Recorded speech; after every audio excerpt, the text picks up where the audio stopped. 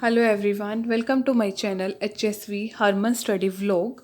Today we discuss the topic the cell. So first start with introduction. The cell is the basic structural functional unit of all living organisms.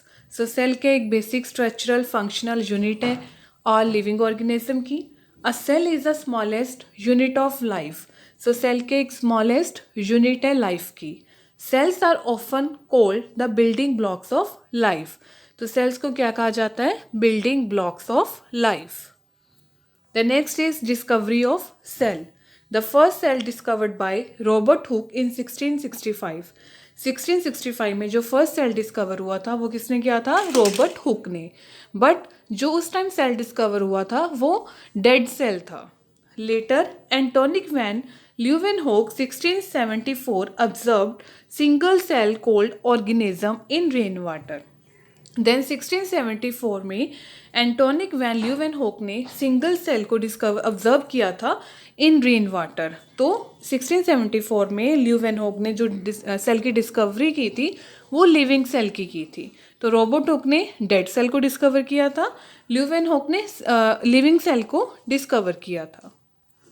Then structure of a cell.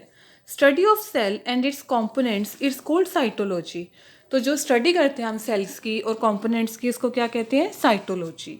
All cells have a basic structural plan. तो जितने भी cell होते हैं सबका अपना basic structural plan होता है. The basic components of a cell are. Basic components के हैं सेल की? Cell membrane, cytoplasm, then nucleus. So जो सेल मेम्ब्रेन है एनक्लोज द सेल, वो सेल को क्या करता है? Enclose. Cytoplasm fill out the cell, cell को फिल आउट करता है. Then nucleus it contains genetic material like DNA. तो न्यूक्लियस क्या करता है? जेनेटिक मटेरियल को कंटेन करता है. The next is the structure of cell. So see first cell membrane. तो सेल मेम्ब्रेन ने क्या किया हुआ है? एनक्लोज किया हुआ है सेल को. देन साइटोप्लाज्म, साइटोप्लाज्म ने क्या किया है? सेल को फिल आउट किया हुआ है. Then next ribosome. राइबोसोम का फंक्शन क्या है? उसने प्रोटीन सिंथेसिस में हेल्प करनी है. It help in protein synthesis. The function of ribosome is protein synthesis. The next is nucleus. तो न्यूक्लियस क्या एक राउंड बॉडी है, occupied generally central position of cell. तो ये राउंड बॉडी होती है जो mostly centre position of cell में ऑक्युपाई होती है. और ये क्या कंटेन करती है? 9 to 12% DNA, 5% RNA, basic protein 15% present होता है और 65% अदर प्रोटीन प्रेजेंट होता है. Then smooth endoplasmic reticulum. So there are two endoplasmic reticulum are present in cell. The one is smooth, the next is rough endoplasmic reticulum.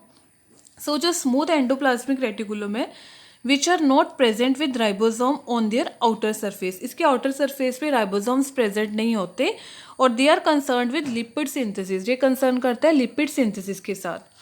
So rough endoplasmic reticulum है जो इसकी outer surface पे सी in the picture के देखो opposite smooth और जो rough endoplasmic reticulum है वो ऑपोजिट डायरेक्शंस में ही है. जो स्मूथ है उस पर बिल्कुल क्लियर पिंक कलर का दिखाई दे रहा होगा, बिल्कुल क्लियर है, उस पर कोई भी राइबोसोम अटैच नहीं है. बट जो रफ एंडोप्लाज्मिक रेटिकुलम है उसमें जो आउटर सरफेस है उसमें हमें क्या दिखाई दे रही है? राइबोसोम्स दिखाई दे रही हैं. जो स्मूथ एंडोप्लाज्मिक रेटिकुलम है ये कंसर्न करते हैं लिपिड सिंथेसिस के साथ, और जो रफ एंडोप्लाज्मिक रेटिकुलम है ये किसके साथ कंसर्न करते हैं? प्रोटीन सिंथेसिस के साथ. The next is lysosome. It help in digest protein, nucleic acid and glycogen. तो ये जो लाइसोसोम है ये हेल्प करता है protein, nucleic acid and glycogen को डिजेस्ट करने के लिए. The next is chloroplast. So chloroplast के food producer of the cell, ये सेल का फूड प्रोड्यूसर है. The next is cell wall. Cell wall provide strength and protect against mechanical and osmotic stress. सो जो ये cell wall है ये क्या provide करता है? स्ट्रेंथ प्रोवाइड करता है, उसको प्रोटेक्शन प्रोवाइड करता है. The next is vacuole. Vacuole perform function as storage, digestion and excretion. So जो वैक्यूल है वो क्या फंक्शन परफॉर्म कर रहा है? स्टोरेज का, डिजेशन का एंड एक्सक्रीशन का. Then Golgi bodies. The function of Golgi bodies is to store secretory substance and prepare substance for final secretion. तो गोल्गी बॉडीज का क्या काम है, उसने क्या करना है कि जो सिक्रेटरी सब्सटेंस है उसको स्टोर करना है, देन उस सब्सटेंस को प्रिपेयर करना है, देन फाइनल सिक्रेशन करनी है. Then nucleus gel like ground substance contain genetic material. So ये कि जेल लाइक ग्राउंड सब्सटेंस है जिसमें जेनेटिक मटेरियल ये कंटेन करता है. The last is mitochondrion supply energy to the cell. तो माइटोकॉन्ड्रिया क्या करता है, ये एनर्जी सप्लाई करता है सेल को. Now we discuss these components of cell in brief. So first is cell membrane. The outermost covering of a cell is called cell membrane और plasma membrane. So जो outer covering होती है cell की उसको हम cell membrane कहते हैं या फिर plasma membrane कहते हैं. It encloses cytoplasm and nucleus as component of cell. So जो enclose करता है cytoplasm and nucleus को as component of cell. Cell membrane is thin, elastic, living and semi permeable membrane. तो सेल मेम्ब्रेन क्या thin होता है, elastic होता है, living and semi permeable membrane होती है, which allow certain substances to pass through in both inward and outward. तो जो लो करता है ये सर्टेन सब्सटेंसेस को वो पास हो सके इनवर्ड भी और आउटवर्ड भी. It serve as a boundary to separate the cell from other cell. तो ये क्या करता है, एक बाउंड्री सर्व करता है ताकि जो सेपरेट कर सके एक सेल को, इस सेल को जो सेपरेट कर सके इस सेल को अनदर सेल्स हैं उनसे बाउंड्री मेंटेन करता है. And also from the surrounding media. It maintains the shape of the cell, जिस सेल की शेप को भी मेंटेन करता है. It is made up of lipids, proteins and carbohydrate groups that are attach to some of the lipids and protein. So it is made up, ये किसका made up होता है, लिपिड्स का, प्रोटीन्स का, कार्बोहाइड्रेट ग्रुप्स का, that are attached to, जो attach होते हैं some of the lipids and proteins. The next is cytoplasm. Cytoplasm is a thick jelly-like semi-fluid substance but present between cell membrane and nucleus. So जो cytoplasm क्या है वो एक thick jelly-like semi-fluid substance होता है जो present होता है between cell membrane and nucleus. It is a living component of a cell. तो ये क्या है, सेल का living component part है. It contains about 90% of water with loads of carbohydrates, protein and mineral. So ये क्या contain करता है, 90% water जिसमें बहुत सारे carbohydrates, proteins, minerals present होते हैं. Cytoplasm is a seat of biochemical reaction going on within a cell. So cytoplasm is a seat है जिसमें biochemical reactions होती हैं सेल के अंदर. A number of tiny structures called cell organelles lie embedded in cytoplasm. So tiny structures होते हैं जिसको हम सेल ऑर्गेनल्स कहते हैं जो लाई एम्बेडेड होते हैं इन साइटोप्लाज्म में. Next we discuss cell organelles which are embedded in cytoplasm. So cell organelle, the first is mitochondria. It is a double membrane bound structure present in the cytoplasm of a cell. So ये क्या है, double membrane bound structure है जो present होता है cell के cytoplasm में. It supplies energy to the cell which come from the enzymatic oxidation of chemical compound in the mitochondria. So ये क्या करता है, सप्लाई करता है energy to the cell, cell को एनर्जी सप्लाई करेगा which comes from the enzymatic oxidation of chemical compound in the mitochondria. जो comes हो रही है, कहाँ से आ रही है, enzymatic oxidation of chemical compound की जो ऑक्सीडेशन हो रही है, enzymatic oxidation हो रही है माइटोकॉन्ड्रिया के अंदर, उसके अकॉर्डिंग ये उसको सप्लाई करता है energy to the cell. It is therefore to as the power house. तो इसको पावर हाउस भी कहा जाता है. The shape of mitochondria is variable but is usually elongated. तो जो शेप है इसकी माइटोकॉन्ड्रिया की ये वेरिएबल होती है but it is usually elongated. Elongated means long, rod shape and cigar shape. An active cell contain as many as 200 mitochondria. जो active cell होता है उसमें एटलीस्ट 200 माइटोकॉन्ड्रिया प्रेजेंट होते हैं. Each mitochondrium has 4 compartments. हर एक माइटोकॉन्ड्रिया के 4 compartments होते हैं. The first is outer membrane, then inner membrane, then matrix bounded by outer membrane and inner membrane. The inner membrane is throne into folds called Crysta. जो inner membrane होती है वो folds में होती है जिसको हम क्या बोलते हैं, Crysta. The next is endoplasmic reticulum. The endoplasmic reticulum is a large organelles mode of membranous sheet and tubules that begin near the nucleus and extend across the cell. So जो ये एंडोप्लाज्मिक रेटिकुलम है एक large organelles है जो mode of membranes sheet and tubules है जो कहाँ से स्टार्ट होती है, न्यूक्लियस से स्टार्ट होती है and extend across the cell. Types of endoplasmic reticulum. There are 2 types of endoplasmic reticulum within each cell. The first is smooth endoplasmic reticulum. The next is rough endoplasmic reticulum. So first is smooth endoplasmic reticulum. The endoplasmic reticulum which are not present with ribosome on their outer surface are called as smooth endoplasmic reticulum. They are concerned with lipid synthesis. So जो endoplasmic reticulum है जिसमें ribosome उसके outer surface में present नहीं होते, ये concern करते हैं लिपिड की सिंथेसिस के साथ.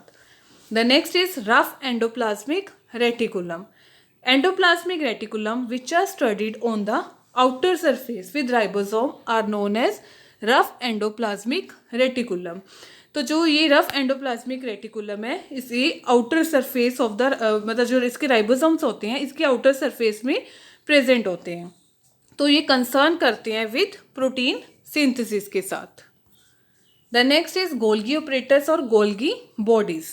गोल्गी कॉम्प्लेक्स और bodies appear to be a parallel arrangement of membrane and small vacuole somewhat like flattened bags. So जो गोल्गी कॉम्प्लेक्स और बॉडीज हैं ये अपीयर होती है to be a parallel arrangement of membrane and small vacuole somewhat like flattened bags की तरह. They are located generally near nucleus. ये क्या लोकेट करती है, न्यूक्लियस के near. The endoplasmic reticulum and Golgi bodies have direct and fine connection. So जो endoplasmic reticulum है और गोल्गी बॉडीज है इनका डायरेक्ट और फाइन कनेक्शन होता है. The function of Golgi operators is to store secretory substance and prepare substance for final secretion. So function क्या है गोल्गी ऑपरेटर्स का कि इसने स्टोर करके रखना है सिक्रेटरी सब्सटेंस को, उस सब्सटेंस को प्रिपेयर करना है फाइनल सिक्रीशन के लिए. Several enzymes are localized in Golgi operators and it is involved in storage, condensation, packaging and transfer of material. So several enzyme है जो लोकलाइज होते हैं गोल्गी ऑपरेटर्स में. ये किस में इन्वॉल्व होते हैं, उसको स्टोर करना, कंडेंसेशन करना, पैकिंग करना, देन मटेरियल को ट्रांसफ़र करना, इसमें ये इन्वॉल्व होते हैं. The next is lysosome. Lysosome is an intracellular organelle surrounded by lipoprotein unit membrane. So lysosome के एक intracellular organelles है जो surrounded होता है by lipoprotein unit membrane. It is filled with large number of granules which are aggregate of digestive enzymes. So ये fill होता है large number of granules जो aggregate होते हैं of digestive enzyme. This enzyme can digest protein, nucleic acid and glycogen. So ये जो enzyme है ये क्या डिजेस्ट करता है, प्रोटीन, न्यूक्लिक एसिड को और ग्लाइकोजन को.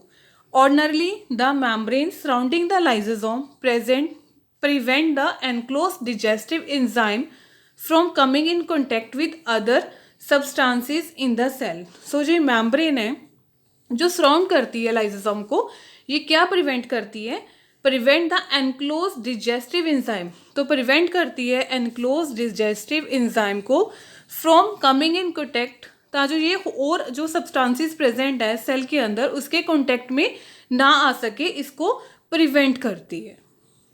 The next is ribosome. Cytoplasm granules composed of RNA and protein are ribosome. So जो साइटोप्लाज्म ग्रैन्युल्स है ये किससे कंपोज होते हैं, of RNA and protein are ribosome.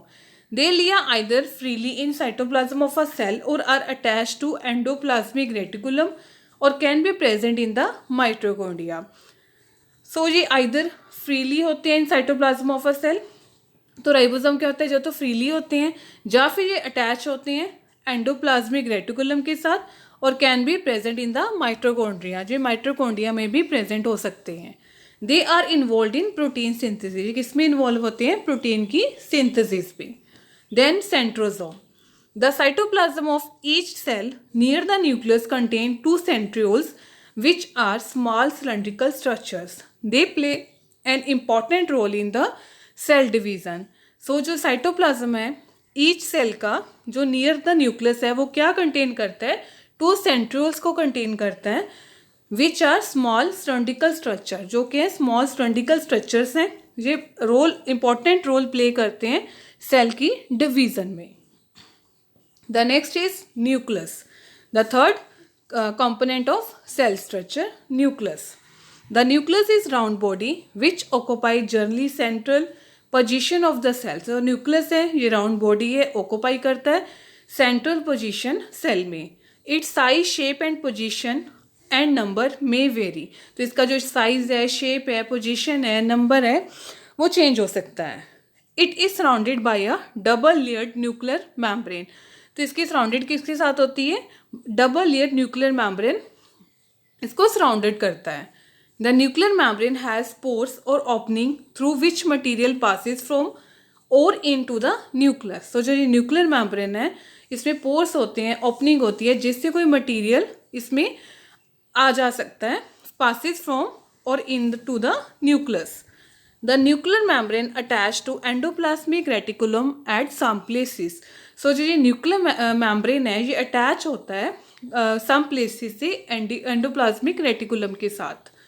The major chemical composition of nucleus is 9 to 12% DNA. So जो इसकी major chemical composition है nucleus की, क्या होता है इसमें 9 to 12% DNA, 5% RNA, 3% lipid, 15% basic protein and 65% of other protein. ये मेजर केमिकल कॉम्पोजिशन होती है न्यूक्लियस की। Then nucleus, it is a gel like ground substance containing genetic material. तो ये क्या एक जेल लाइक ग्राउंड सब्सटेंस है जो कंटेन करता है जेनेटिक मटेरियल।